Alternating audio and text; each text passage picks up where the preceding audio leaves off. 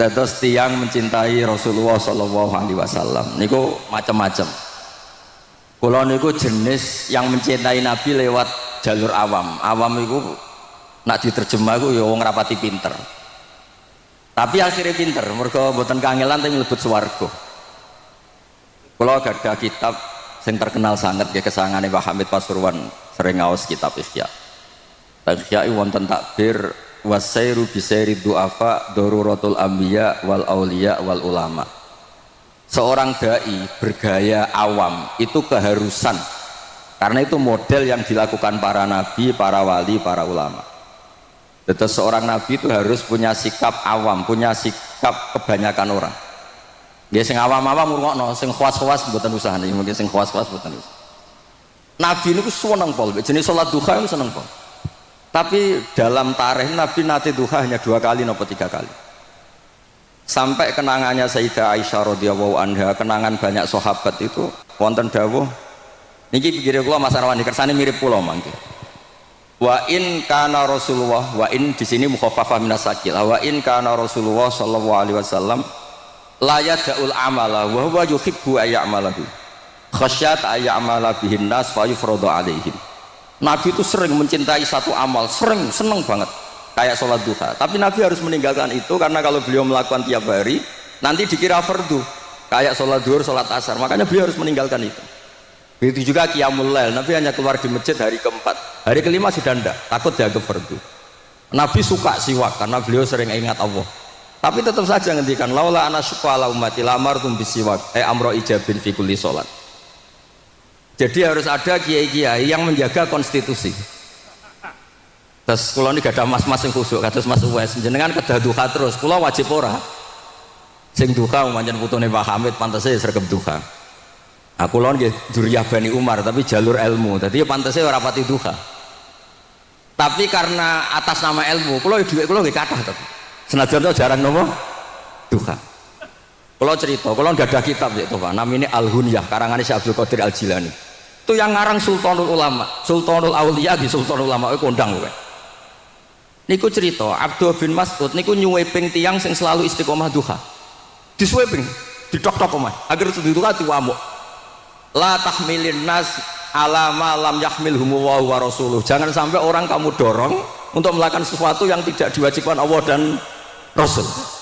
Jadi kira-kira sing kena sweeping itu nggih Mas Uwais mboten kula. Mengke kula mboten duha. Mengke ditasih kalian ya Tofa. Niku kula ngomong teng Ihya wonten takbir wasairu bisairi du'afa daruratul anbiya wal auliya wal ulama. Jika Nabi ketika badhe wafat, bahasa halusnya intaqala ila rafiqil a'la. Ini dikepoh banyu. Nyuwun disirami. Sampai beliau ngendikan hariku alayya min sab'i kirobin min abarin satta. Aku sirami banyu 7 galon songko sumur yang berbeda-beda. Padahal adnal auliya min ummati itu kapundhut kayak sehari. Ketika Nabi badhe wafat, psikologinya itu nggak nyaman. Sehingga nyuwun sewu nimbali Sayyidah Aisyah di pangku Sayyidah Aisyah, gak nyaman malih nimbali Sayyidah Fatimah kayak umumnya orang. Padahal adna auliya ini udah kapundhut pas duha, pas tahajud, pas macam-macam. Sing jelas buatan pas kampanye. Niku karena Nabi ingin kayak umumnya orang. Yang terakhir niki mpun ya Tufan yang terakhir. Nabi ku cara lahir gak ada utang, ngantos wafat. Rohana dar'an alaihi wonten sing maca dir'an alaihi. Nabi itu menggadekan baju rompi perang karena harus butuh makanan pokok. Mergo umpama Nabi ra diutang, umat-umate sing utange akeh ora didalil. Bedane Nabi ku ya nyaur ya ana jaminan, mboten bodho niku mboten. Tapi itu bukti bahwa Nabi itu dakwanya harus kayak umumnya orang. Nggak boleh seorang dai ilallah terus moro Mekah miber, mboten pangsal. Nara di duit yo ngendos travel. Kersane kelar haji. Pokoke kados umume wong. Mulane niki wonten putune Mbak Abdul kepen di karir ya politik, ya kepen dadi menteri barang gitu. Lah niku pun rodok bener niku pun rodok bener. Terus umumnya orang ini harus kita jaga supaya agama ini milik umumnya orang, nggak boleh agama ini milik orang tertentu. Sehingga dawuh Imam Nawawi tentang kitab Majmu' saking inginnya Nabi itu menyamai kebanyakan orang. Niku nate shalla fi saubin wahid. multakhifan ala atikihi. Nah tegene Bukhari disebut akidan izarahu ala atikihi. Andai kan Nabi mboten nate salat fi saubin wahid, orang ngira salat pakaian sempurna itu syarat apa? Sah. Tapi berkahnya Nabi pernah salat seperti itu, orang ngerti yang namanya auratul rajul hanya mabena surah warukbah. Kitab Ithaf niki mboten cerita mlete mboten. Kitab Ithaf kula nanti nyukani Mas Ama kersane saingan mbek kula. Di kitab Ithaf itu ada penjelasan bagus betul. Kenapa Nabi harus punya utang? Padahal Nabi itu utia khozainas samawati wal ardh, dikasih semuanya bisa. Dawe kitab Ithaf sekarang Said Murtado Az-Zabidi li'annan nabiyya, karena Nabi itu tidak melihat ila hukuki martabati. Nabi itu ingin kayak kebanyakan orang jenis di keluarga ya kadang diutang. Nabi boten terus komplain teng Mikail, kamu itu gimana bagian bagi rezeki kok Nabi nera keduman, ndak seperti itu. Itu bagus alasannya. Li adamin nadhar li hukuki martabati. Nabi enggak melihat bahwa beliau itu seorang nabi sayyidul awalin wal akhirin. Kok diutang piye boten? Lebih membarengi umat-umatnya yang rata-rata gadah napa? Utang. Jadi wajib nyaur lho nggih. Terus niki mukadimah kangge Habib Tofa mungkin nak diwaralat nggih monggo. Tapi mboten wonten. Niku karangane Ithaf niku karangane nggih Said Murtado Az-Zabidi. Nggih ngoten mawon. Assalamualaikum warahmatullahi wabarakatuh. Adalah keistimewaan mukjizat Al-Qur'an. Kersane akurat niku kula beto kerpean. Jadi otoritatif. Karena kalau dalam pendapat ulama, kalau seorang mubalek atau seorang ulama atau siapa saja kok ngomong tanpa teks itu dia tersangka sebagai musyarek. Musyarek itu menandingi syariatnya Rasulullah SAW. Dengan pikiran-pikirannya, dengan jargon-jargonnya. Jadi itu masalah besar kalau dalam tradisi ulama, karena pikirannya tidak musalsal, tidak ada silsilahnya ila Rasulillah SAW. Makanya saya meskipun banyak orang percaya ngaji di mana-mana itu bawa kitab. Satu ya tadi niat ngerpek tadi supaya saya dulu masih ingat zaman di sarang itu kalau tes itu banyak yang bawa kitab. Ketika ditanya ini namanya ngerpek, enggak Pak, mutolaah itu tanpa batas. Jadi mutolaah itu kapan saja. Yang agak kriminal itu kasus ujian nasional. Itu ada seorang guru SD, ini kisah nyata, ingin membocorkan ujian apa? Nasional. Itu kan jelas kriminal itu. Si guru SD tadi berdalih gini, wong ujiannya mungkar nakir saja dibocorkan, apalagi ini ujian negara. Karena semua kiai itu kan mengajari kita marrobuka waman nabi, itu kan mengecewakan mungkar nakir, artinya kan membocorkan ujian. Singkat cerita kiai tadi itu, guru tadi, kalau nggak percaya tanya Gus Bah. Akhirnya rombongan guru SD tanya ke saya, apa betul Gus ujian boleh dibocorkan? Analoginya kiai-kiai bocorkan ujiannya siapa? Mungkar nakir. Karena saya ya NKRI harga mati, saya bilang tertawa-tawa. Kalau saya jawab nggak kriminal dimarahin polisi. Kalau saya jawab kriminal, analoginya dengan mungkar nakir memang yang membocorkan itu apa? Nggak usah diteruskan, kalau saya bilang boleh nanti jadi kriminal. Dan agama ini adalah analogi itu kias. Sehingga saya di sini insya Allah serius sekali membawa makalah mujizatnya Quran. Kenapa demikian? Memang saya merasakan dan semua yang hadir di sini pasti merasakan bahwa mujizatnya Quran itu luar biasa. Sehingga kita satu-satunya umat yang nggak ditunggui Rasul. Tapi kualitas iman kita insya Allah menyamai periode-periode sahabatnya Rasulullah SAW. Tapi syaratnya tadi ya, dengan pikiran yang sama, dengan teks yang sama, dengan rasa yang sama, dengan kejiwaan yang sama. Caranya gimana supaya sama? Kita harus terus membaca teks. Teks itu mengingatkan kita. Misalnya begini, yang dikatakan mukjizat itu kan sesuatu dahsyat yang dalam nalar manusia itu nggak mungkin terjadi. Misalnya ontanya Nabi Soleh keluar dari batu besar, itu kan satu peristiwa yang akal manusia tidak sampai. Begitu juga tongkatnya Nabi Musa membelah Laut Merah, yang akal manusia itu tidak sampai. Tapi pikiran itu menurut mazhab kita yang waras ini, saya ulang lagi, kita yang waras itu pikiran kriminal, itu salah. Saya ulang lagi ya, kita semua kan umatnya Rasulullah SAW. wasallam. Semoga benar-benar umatnya Nabi, bukan Islam yang kumat. Karena orang Islam itu pilihannya hanya dua, kalau nggak bersatu umat Islam ya Islam yang kumat. Kumat itu agak gitu, namanya kumat dalam bahasa Jawa. Begini, saya ulang lagi ya. Yang dikatakan mukjizat itu amrun khariqun lil adat, sesuatu yang luar biasa, kemudian dalam tanda kutip yang manusia itu tidak mampu, sehingga itu dikatakan mukjizat. Seperti tongkatnya Nabi Musa dan untanya Nabi Nuh yang keluar dari batu besar. Kalau kalian ingin jadi wali, pikiran seperti itu tidak akan jadi wali. Gagal itu di KPU, gagal. Jadi nggak usah sampai MK, di KPU sudah gagal.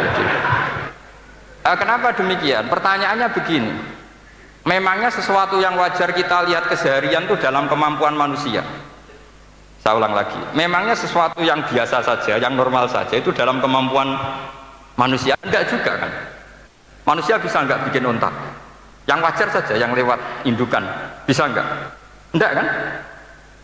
Manusia bisa bikin laut enggak? Enggak kan? Jadi kalau mukjizat itu dengan definisi sesuatu yang manusia tidak mampu, memangnya keseharian alam ini manusia mampu? Enggak juga kan?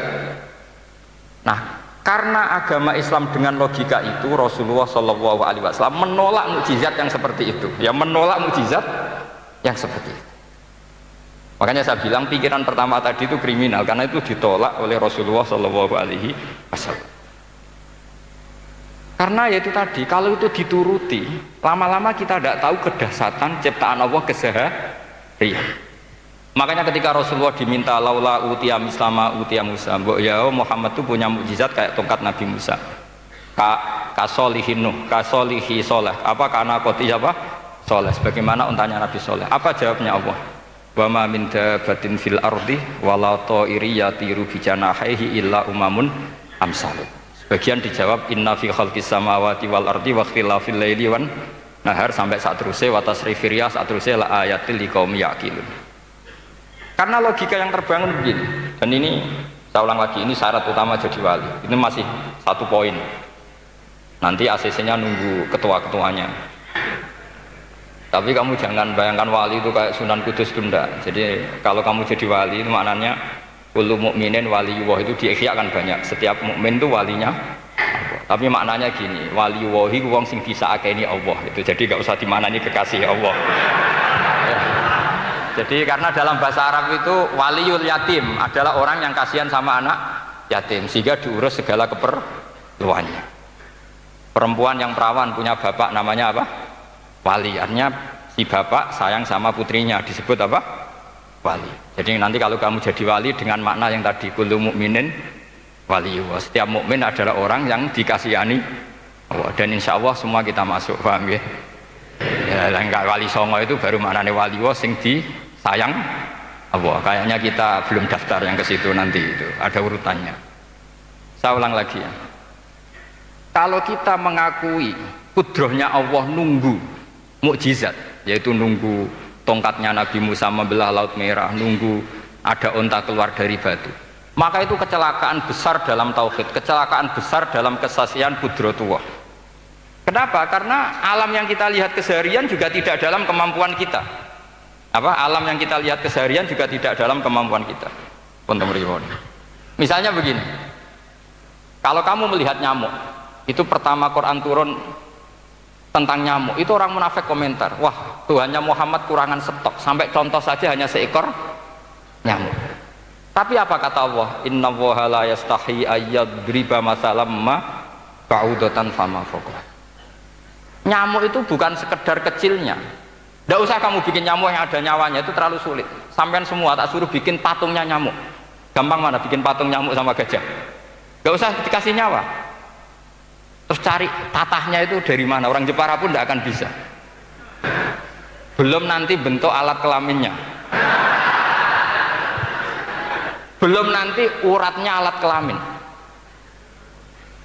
belum nanti punya jantung, jantung punya urat, jantungnya nyamuk juga punya kuman, kumannya juga punya organ tubuh, organ tubuhnya punya urat.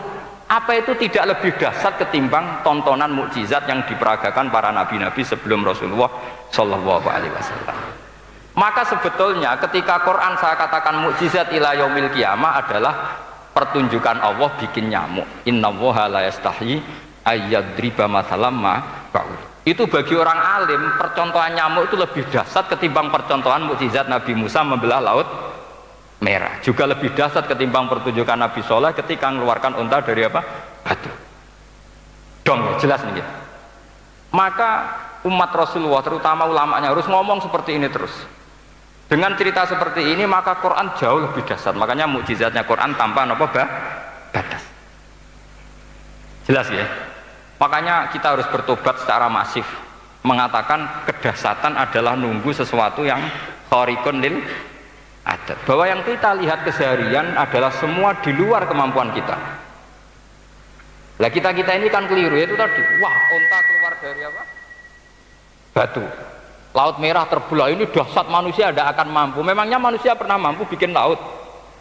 Memangnya manusia pernah mampu bikin nyamuk? Memangnya manusia pernah mampu bikin telur ayam? Karena keseharian seakan-akan ini tidak ayatnya Allah Ta'ala. Itu kebodohan. Makanya tidak mungkin jadi wali. Yang jenis seperti ini ya kan jadi wali. Sama tenang saja, nanti saya paling nggak sampai 1 jam karena saya tidak biasa ngaji umum. Saya mau itu karena hormati mbah saya, karena buyut saya itu orang Damaran dulu, namanya Mbah Hafsah. Hafsah binti Maksum bin Soleh bin Asnawi Sepuh. Jadi saya ini ya turunan asli orang Kudus. Jadi saya datang tidak dalam rangka hormat jenengan, hormat mbah saya sendiri sebetulnya. Jadi jenengan tidak punya hak adami sama saya, karena saya datang tuh hormat mbah saya. Tapi saya ingin melatih iman yang benar. Saya ulang lagi, saya ingin melatih iman yang benar, karena ini penting. Sehingga Allah cara menjelaskan iman itu aja inna fi khalqis samawati wal ardi. Kamu lihat saja langit dan bumi. Seterusnya sampai waqtilal fil laili wan nahar, sampai wal fulkil lati tajri fil bahri, terus sampai wa tasrifir riyah. Ini semua tontonan yang kita lihat semuanya di luar kemampuan kita. Itu tadi contoh paling gampang nyamuk. Kayak apa? Apapun profesornya seseorang, apa bisa bikin nyamuk? Tidak usah yang bernyawa, patungnya saja. Coba nyamuk itu punya organ tubuh enggak? Punya. Organnya ada kumannya enggak? Ada. Alat kelaminnya ada bolongannya enggak kira-kira? Ada. Kayak apa sulitnya? Jadi andaikan saya ke umatnya Nabi Musa terus bengkei lah sama Nabi Musa, ini gue Nabi Musa keren punya tongkat, saya akan bilang Rasulullah lebih keren karena punya Quran. Anda di sini makna kenapa mukjizatnya Quran dikatakan afdolul mukjizat, mukjizat paling keren paling hebat, karena menjadikan manusia punya nalar yang lebih objektif. Artinya lebih objektif. Kenapa kita hanya kagum dengan sesuatu yang dahsyat dengan alasan kita tidak mampu? Memangnya dengan hal-hal yang keseharian kita mampu? Tidak juga kan? Jelas ya? Mohon bener nih ya? Mohon bener di mana ini? Mohon gini malam slide didandani bareng-bareng. Mohon bener ya? Sehingga iman di era Rasulullah SAW itu gak lagi butuh sesuatu yang khariqun lil. Kedua pertimbangannya Rasulullah Muhammad SAW, mukjizat yang khariqunil adat itu resikonya lebih tinggi untuk tidak abadi. Nanti saya bacakan takbirnya. Misalnya tongkatnya Nabi Musa itu hanya disaksikan oleh orang yang di era itu pun yang kebetulan menyaksikan. Saya ulang lagi ya, resiko mukjizat mahsusah istilahnya, mukjizat yang bisa dilihat dengan indera, itu resikonya hanya dilihat orang yang di saat itu menyaksikan. Gimana? Oh, ini prosedur agak gaul nih. Ngangge peci, mboten. Terus gimana? Oke. Saya teruskan lagi ya. Niki mau normal nih. Mboten kebanteran nih. Mboten kebanteran nih. Saya ulang lagi ya. Jadi yang dikatakan mukjizat itu seringnya kan dikasih definisi satu pertunjukan yang di luar kemampuan manusia. Sehingga tongkat Nabi Musa membelah laut merah disebut apa? Mukjizat. Ontanya Nabi Soleh keluar dari batu disebut apa? Terus lucunya disebut alasannya karena manusia tidak mampu.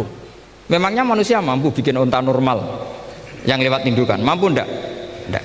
Artinya umatnya Rasulullah lebih sering melihat kekuatan Allah Subhanahu wa ta'ala kulla waqtin wa hinin, setiap saat. karena cara berpikir sudah dibenahi Al-Qur'anul Karim. Paham ya? Maka untuk jadi wali umatnya Nabi itu lebih mungkin karena melihat kedahsyatan Allah setiap saat. Tidak usah nunggu sesuatu yang super kayak apa? Kan filakil bahri, sebagaimana laut terbelah oleh tongkatnya Nabi siapa? Musa. Terus ketiga, kalau logika mukjizat gini itu terus menerus seperti yang dialami Nabi Musa, resikonya adalah umat selalu menuntut hal yang aneh-aneh dan melupakan hal yang pokok. Itu lebih bahaya lagi. Misalnya begini contoh gampang, kita ini hidup di bumi setelah sampean belajar ilmu falak atau astronomi atau belajar geologi, planet yang sebesar ini apa, semuanya itu sudah maha dahsyat. Gara-gara kita berpikir butuh kejadian yang aneh, ya gara-gara ingin kejadian yang aneh, mungkin lama-lama Anda ingin cari model hewan yang kepalanya itu dipantat, baru percaya kudrahnya Allah. Lama-lama kamu jadi dukun, seneng ular yang berkepala manusia, itu baru dahsyat. Nanti menjadi klinik. Makanya kritiknya ulama, mukjizat itu tidak perlu dituruti. Karena kalau dituruti itu bahaya bagi kelangsungan kenormalan kita. Makanya kata Abdul Hamid Khan, termasuk kitab yang saya kagumi, kata beliau begini, yang menjadikan orang kafir adalah dia nganggep kudrahnya Allah Ta'ala itu bergantung sesuatu yang dahsyat. Dia nggak sadar bahwa keseharian dalam hidupnya semuanya pertunjukan kudrahnya Allah Subhanahu wa Ta'ala. Kayak tadi, saya contohkan nyamuk tadi. Inna woha la yastahi ayyadriba masalam ma. Terus terusannya ba'udotan fama fokwa. Kayak apa susahnya bikin nyamuk? Sudah kecil, punya alat kelamin, punya organ, punya urat, lalu dalam tubuhnya juga ada kuman, kumannya juga berorgan. Kebayang nggak Anda bikin seperti itu? Enggak. Dahsyat mana dengan tongkatnya Nabi Musa? Sama-sama berstatus kita tidak mampu sama sekali. Dahsyat mana? Sama kan? Nah, itu yang diinginkan Rasulullah Shallallahu Alaihi Wasallam, dan Al-Quran menggiring kita cara berpikir begitu terus. Sehingga Quran cukup menghentikan wa ma min dabbatin fil ardi wala ta'iri yatiru bi janahaihi illa umamun amsalukum. Sebetulnya burung yang setiap hari terbang, yang setiap hari lewat Anda, itu semuanya bukti kekuasaan Allah Subhanahu wa Ta'ala. Tidak usah nunggu kejadian-kejadian super dahsyat. Terus keempat, korbannya para kiai, termasuk saya. Jadi nanti kalau saya tidak bisa haji terbang, wah tidak kiai, tidak bisa terbang. Tidak bisa kayak Harry and Potter misalnya gitu, tidak bisa kayak Harry. Jadi nanti kiai juga dituntut gitu, bisa terbang kayak Aladin. Jadi nanti repot. Semua kebenaran agama bergantung pimpinannya ini punya kedahsyatan-kedahsyatan itu. Akhirnya celakanya apa? Ada orang yang pura-pura dahsyat tapi penipu, kayak kasusnya Dimas Kanjeng. Oh nggih. Mboten apa-apa, sing penting ini lancar mon. Nggih nggih.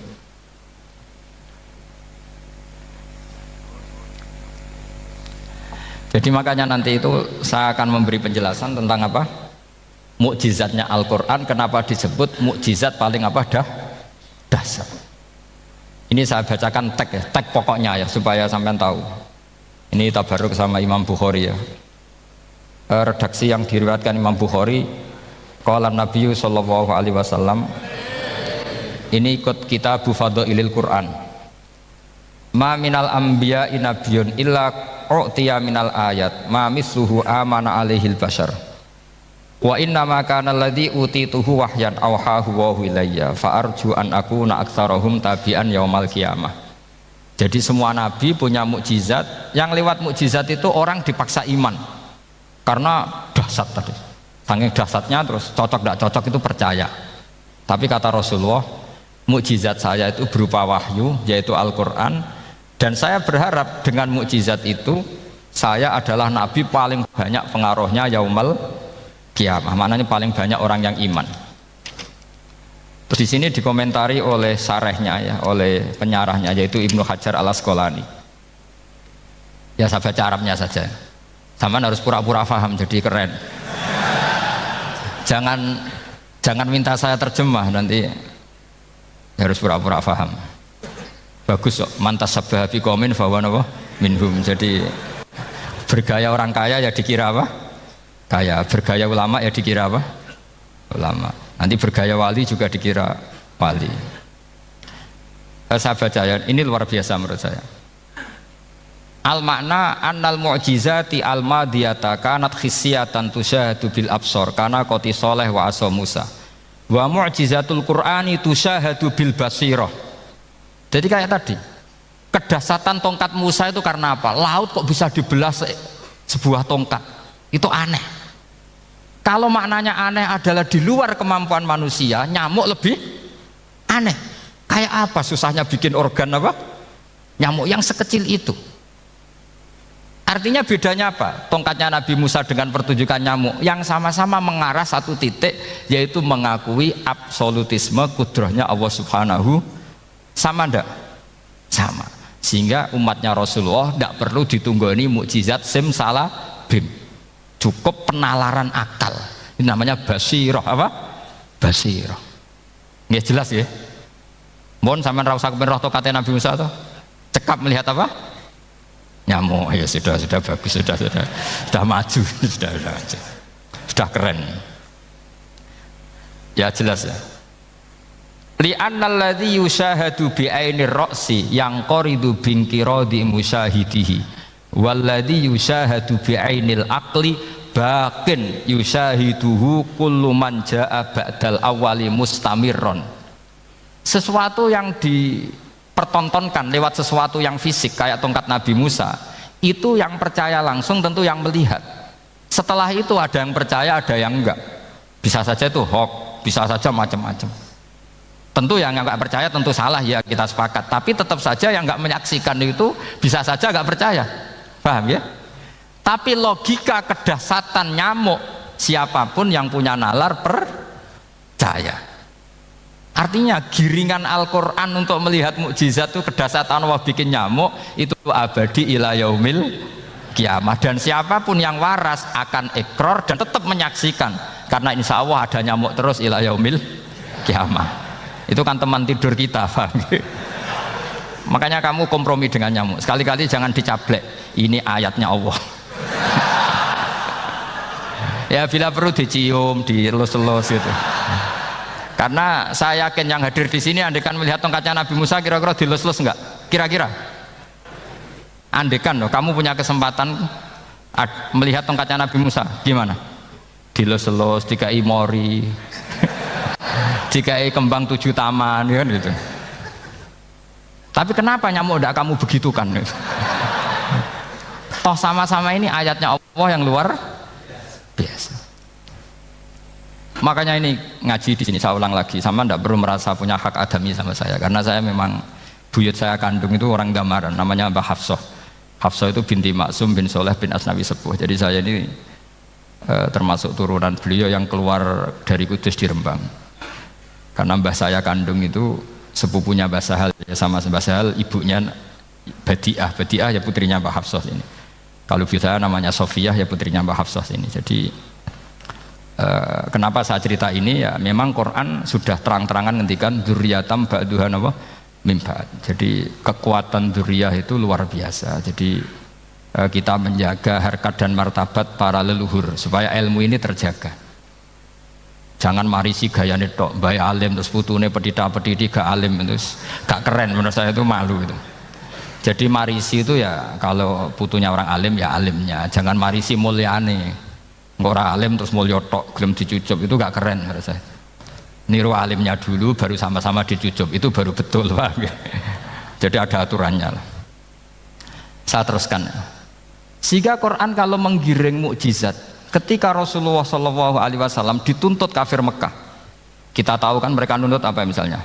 Lan nu'mina laka hatta tafjura lana minal ardi nabayam bu'a au takuna laka jannatum min nakhili wa inabin fatufajjiral anhara khilalaha napa tafsira au tusqitas samaa kama zamta alaina kisafan au ta'tiya billahi wal malaikati qabila au yakuna laka baitum min zuhrufin au tarqa sama. Masih mereka bilang gini, walan nu'mina liruqiyika hatta tunazzila alaina kitaban naqra'u.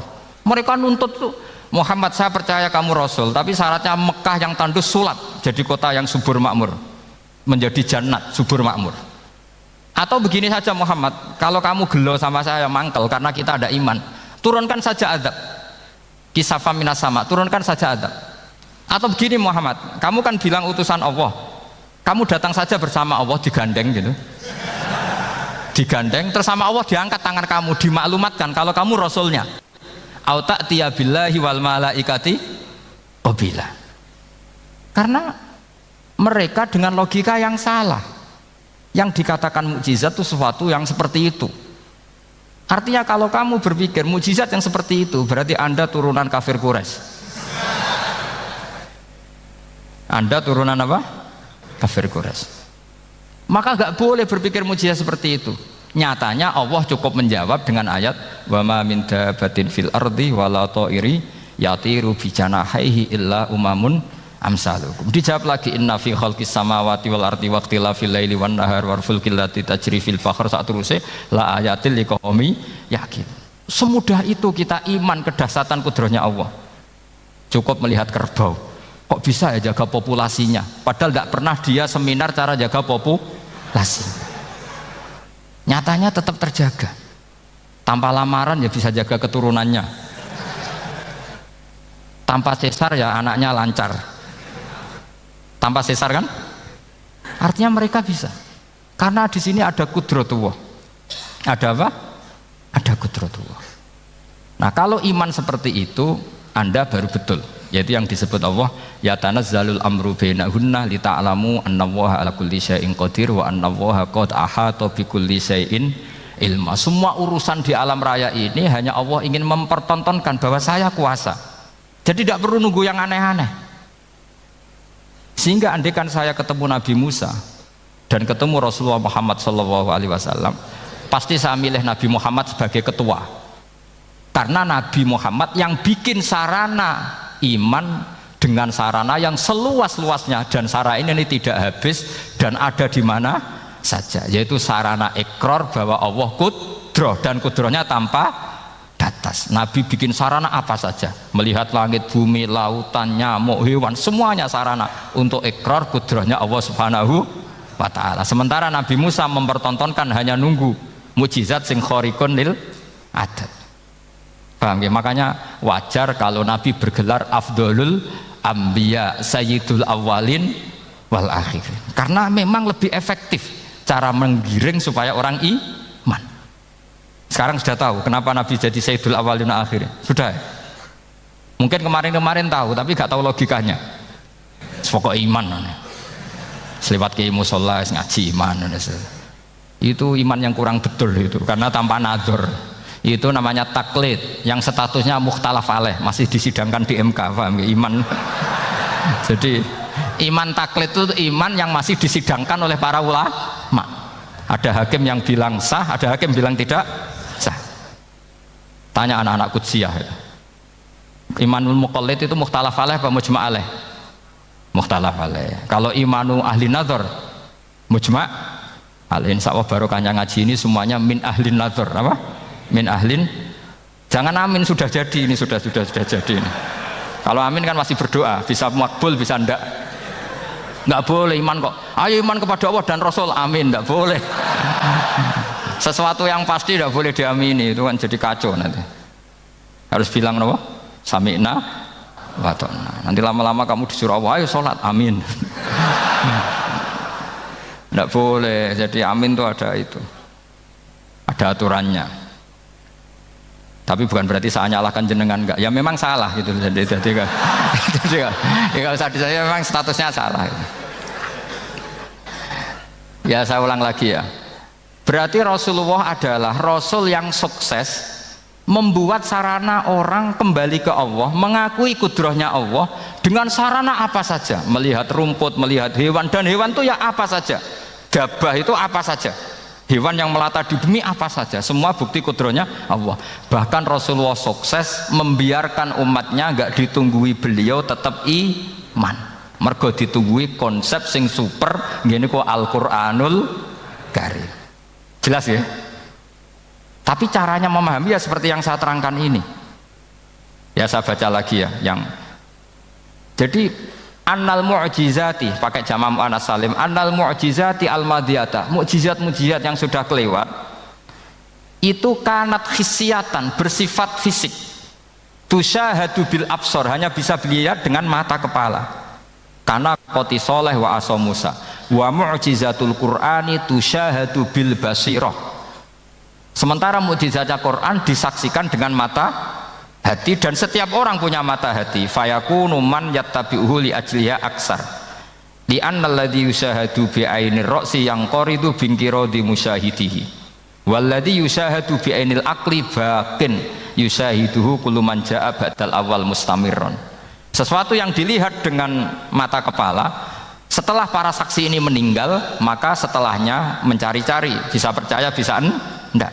Tapi mukjizat yang disaksikan mata hati, siapapun percaya dan sampai ila yaumil kiamat.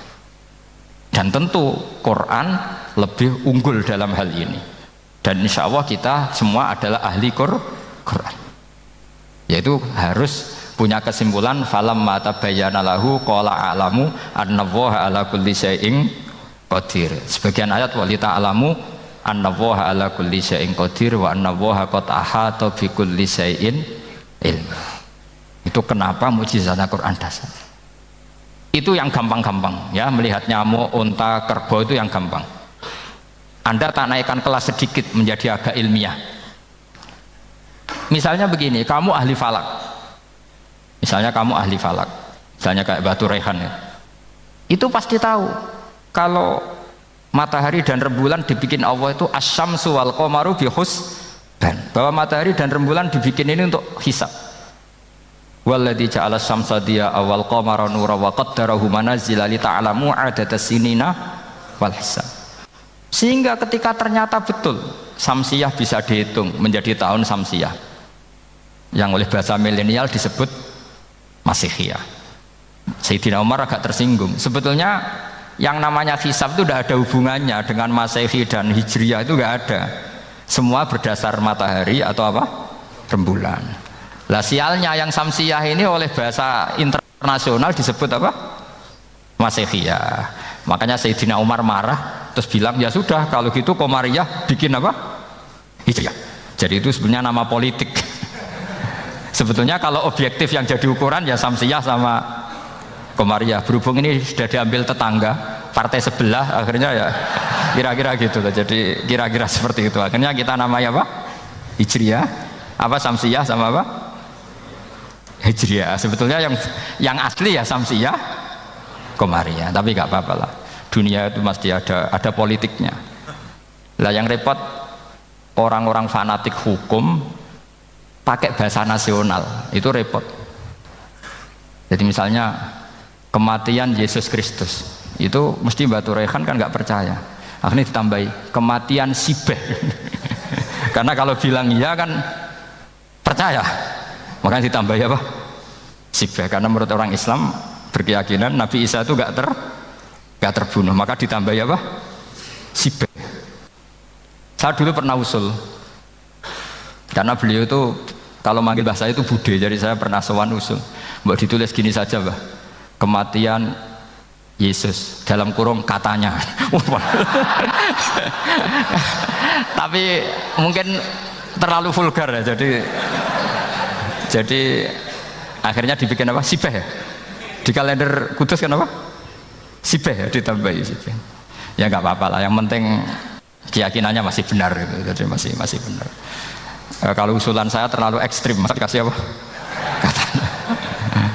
Ya karena memang begitu kan, kita berkeyakinan Nabi Isa itu gak terbunuh. Wa ma qataluhu wa ma sholabuhu walakin syubbihalahu. Jadi ini saya teruskan, ini paling masih seperempat jam ini. Kalau kelamaan sampai dolim itu ganggu kiai lama-lama gitu. Saya tadi sudah bilang sama panitia, orang Indonesia itu gak sopan. Kalau suka kiai itu didatangkan, itu agak masalah sebetulnya. Dalam etika itu masalah. Kalau seneng kiai ya sowan ngaji, Jangan sowan di dalam, itu ganggu ya, sowan ngaji saja. Dulu Imam Malik itu anaknya raja itu, Imam Malik itu seangkatan dengan Harun ar-Rasyid. Makanya jangan berharap kalau saya gampang diundang. Bukan karena saya sombong, memang etikanya seperti itu. Jadi Imam Malik diminta datang ke istana untuk ngajar anak-anaknya Harun apa? Ar-Rasyid. Masyhur Imam Malik tersinggung terus kata bang, al ilmu yu'ta la ya'ti. Ilmu itu disowani bukan sowan. Akhirnya Harun ar-Rasyid minta anak-anaknya datang ngaji ke Imam Malik. Itu anak presiden. Imam Malik berani, al ilmu yu'ta la ya'ti. Tapi kalian beruntung karena saya hormat sama mbah saya yang di sini. Wong makom buyut saya itu ya berarti apa ya? Selatannya makamnya Sayyid Ja'far Shadiq itu di situ kan ada makamnya Mbah Soleh, Mbah Maksum, itu mbah saya. Nah, makanya dulu saya ngaji di sini lama di Damaran itu, maksudnya lama itu ya mungkin setahun. Karena saya memang mulai kecil di Sarang, sampai sekarang saya masih ngajar di Sarang. Tapi dulu cukup ya, karena saya kesini sudah hafal Quran, jadi hanya setor setiap hari satu juz, jadi cepat lah. Saya tidak punya masalah ingatan, alhamdulillah, jadi cepat hafal. Saya terangkan lagi ya, ini penting ya, masalah mukjizatnya Quran. Selama ini orang tuh mau bilang tok, mukjizatnya Quran itu dahsyat, tapi nggak bisa menerangkan, itu masalah. Makanya kita harus bisa menerangkan mukjizatnya Quran dahsyat itu apanya. Yaitu tadi, tongkatnya Nabi Musa hanya disaksikan oleh orang yang di era itu. Toh tujuannya mukjizat adalah diakui kemudian orang menjadi iman. Lalu Rasulullah SAW beliau sudah intaqala ila rafiqil a'la. Tapi konsepnya Quran menjadikan orang yang nggak ditunggui beliau tetap iman ila yaumil kiamah. Itu yang maksud fa'arju an akuna aktsarahum tabi'an yaumal kiamah. Mukjizat saya itu cukup Quran kata Nabi, dan dengan mukjizat itu orang akan iman ila yaumil kiamah. Caranya seperti ini. Karena tadi sedahsyat-dahsyatnya mukjizat, tujuan utama orang terdikte supaya ikror ngakui kudrohnya Allah. Lah ngono kok ngenteni tongkat sakti lah opo, cukup deloknya mau. Paham nggih? Jelas ya? Alhamdulillah mau naik kelas ini sudah benar, ini sudah benar. Terus kedua begini, kedahsyatan Quran lagi. Quran itu bisa merunut, mentartibkan logika. Bahkan logika ini logika yang universal. Siapa saja merasakan logika itu.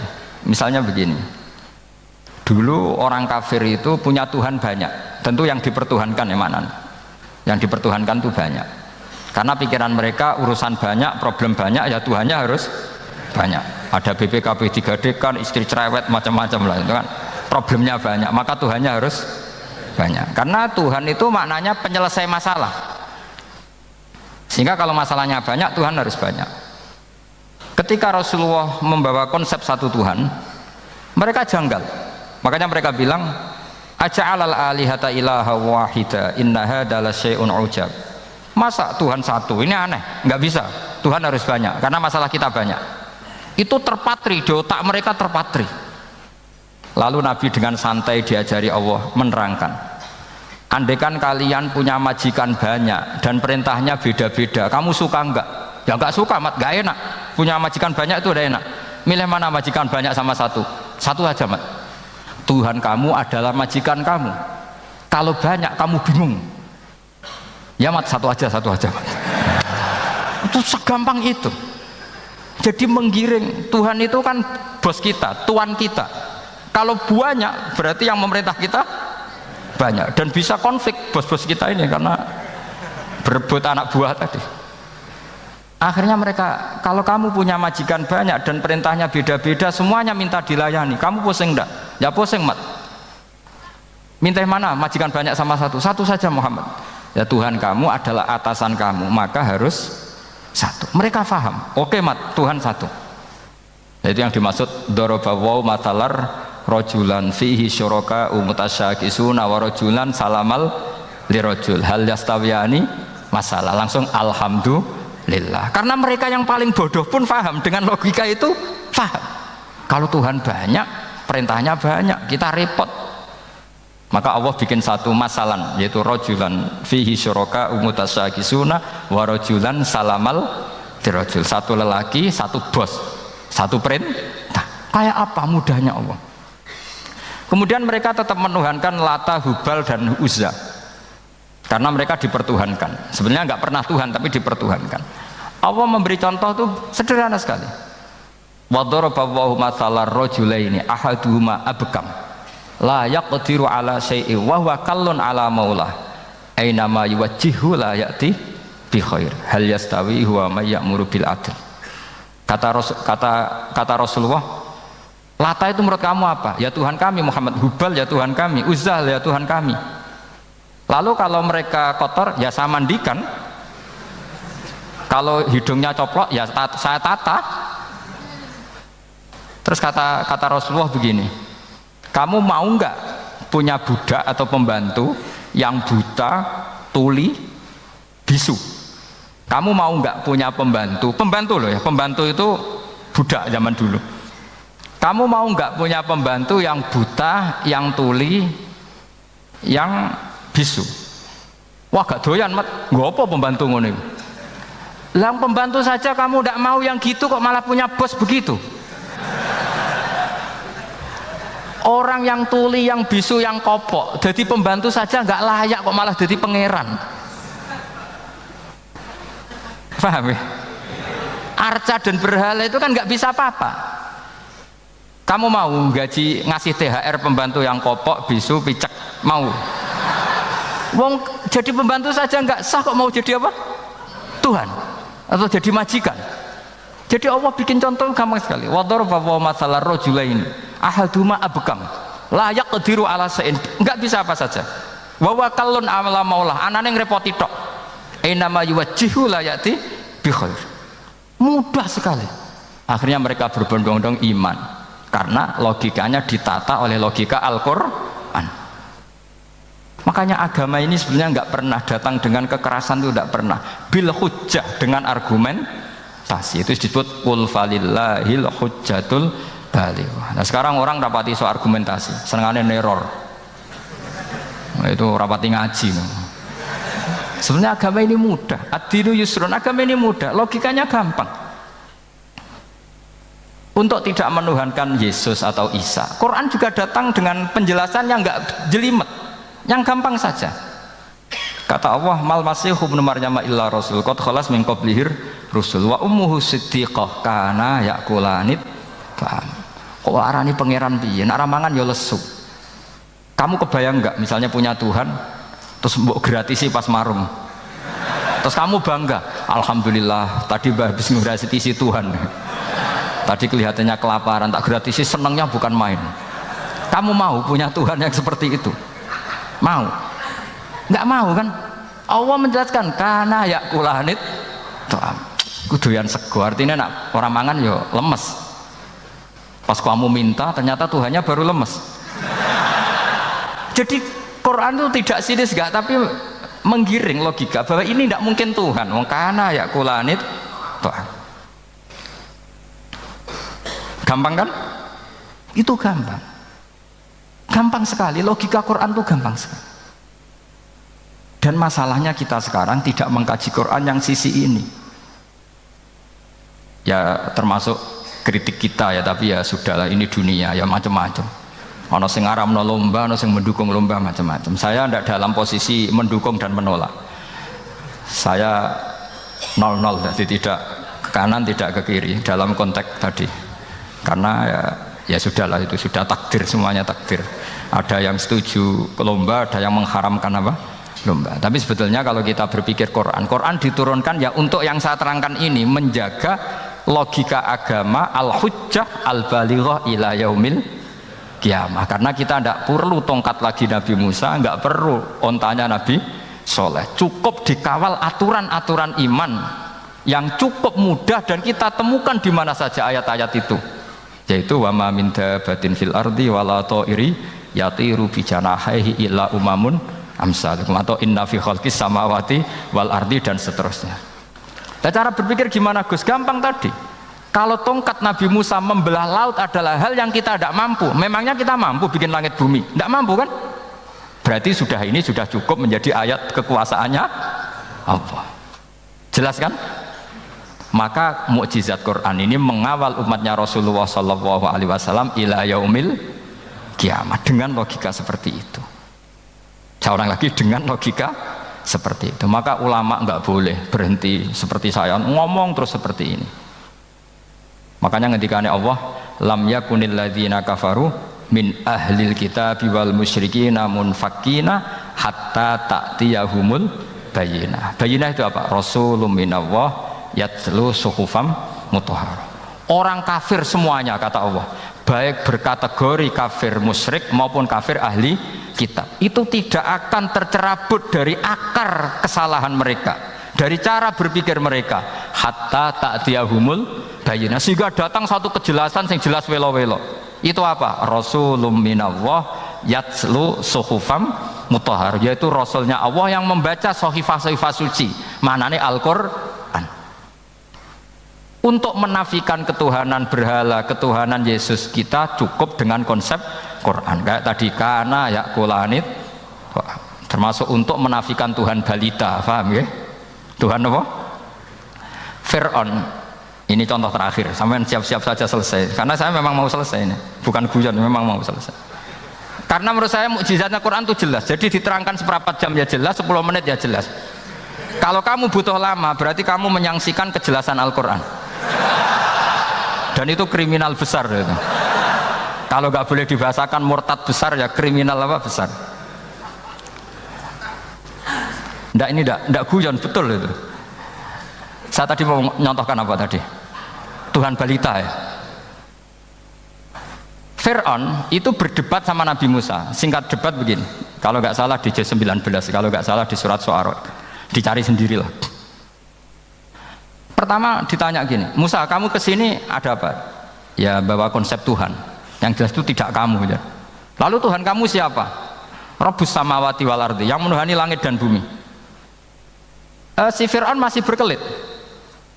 Begini, soal yang di bumi, saya jalan-jalan kemana-mana, setahu saya yang jadi Tuhan saya. Ma'alim tulakum min ilahin apa? Ghairi, di mana-mana yang dituhankan saya. Soal kemungkinan di langit begini, tunggu saya. Terus di Haman dipanggil, ya Haman ibnili sorqal ali abluhul asbab as-samawati fa'attali'a ila ilahi Musa. Haman, bikinkan saya piramida yang tinggi. Saya mau lihat Tuhannya Musa, apa betul ada? Padahal andaikan terjadi piramida kan Tuhan pun nggak bisa dilihat. Wong sampean yang wali saja tidak bisa melihat. Wali tadi yang sing disakeni Allah tadi itu aja nggak bisa melihat. Apalagi Fir'aun. Akhirnya Nabi Musa sadar bahwa logika itu tidak masuk ke Fir'aun, nggak masuk. Padahal ada pengawalnya banyak. Dan karena semua Nabi fatona, itu ibarat mobil ganti gigi, ganti argumentasi. Gini saja, yang menuhani leluhur kamu, mbah-mbah kamu, itu sontak kaget Fir'aun. Pengawalnya ya kaget. Oh iya, kalau Fir'aun ini Tuhan, mbah-mbahnya tanpa Tuhan. Kan Tuhannya datang terlambat. Berarti mbah-mbahnya dulu itu tanpa Tuhan, karena ini ada Tuhan balita tadi itu. Akhirnya hampir separuh, mungkin hampir semua pengawalnya Fir'aun itu iman semua. Meskipun yaktumu imanahu, ini yang diceritakan Quran, wa qala rajulun mu'minun min ali fir'auna yaktumu iman. Karena runtuh, semua logika Fir'aun sebagai Tuhan itu runtuh. Hanya dengan logika, kalau kamu Tuhan, lalu mbah-mbah kamu Tuhannya siapa? Fir'aun mangkel. Wah bahaya logika Musa, tangkap Musa, udah gak debat lagi.